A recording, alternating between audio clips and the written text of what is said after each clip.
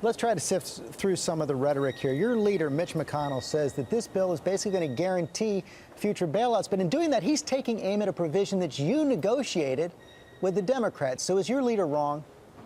Well, there's no question that after Mark Warner and I reached agreement, the Treasury officials, the FDIC officials got involved, and there are some loopholes, George, that have been created.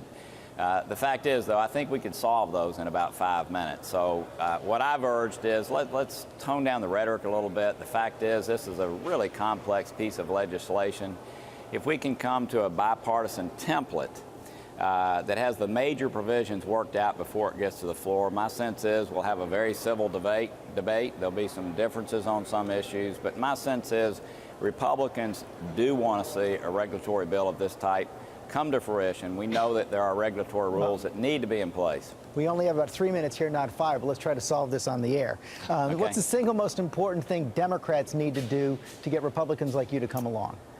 Well, look, I think we need to sit down, George, and get back to where Chris Dodd and I were on March 10th, and we've already got language to do that. It's a middle-of-the-road consumer protection agency. It's dealing with too big to fail by closing some of these loopholes, which are very simple, having a sane derivatives policy. We all know that needs to be regulated, and George, I really believe we could do that in a week's time and get it done and come to the floor and have a great debate and have a good bill. I believe that. You mentioned these derivatives. I mean, they're very hard to explain to people, but people know who Warren Buffett is, and he called them financial weapons of mass destruction. How important is it to get some kind of regulation over these derivatives now? You heard Jamie Dimon, the banker, yesterday saying it's going to cost his bank a lot of money.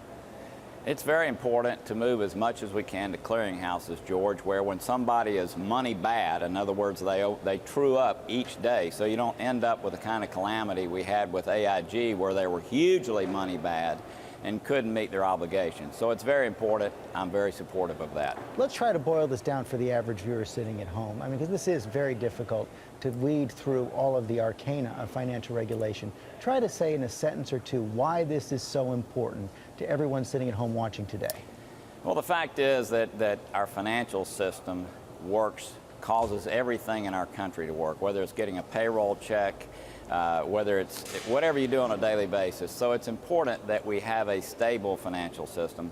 We cannot solve all the problems that are going to come up in the future, but we've learned a great deal from what's happened over the last 2 years.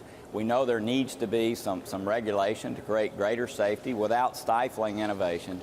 It's important to people on Main Street. It's important to people all across our country, and I think it's something we can do on a bipartisan basis. We only have a few seconds left. You hinted at it just now. Bottom line, will there be a bipartisan agreement on financial reform?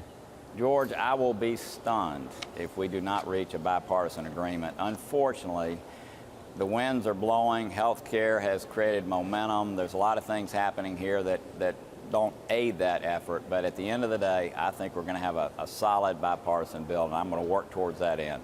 Thanks for sharing your thoughts with us this morning, Senator. Thank you.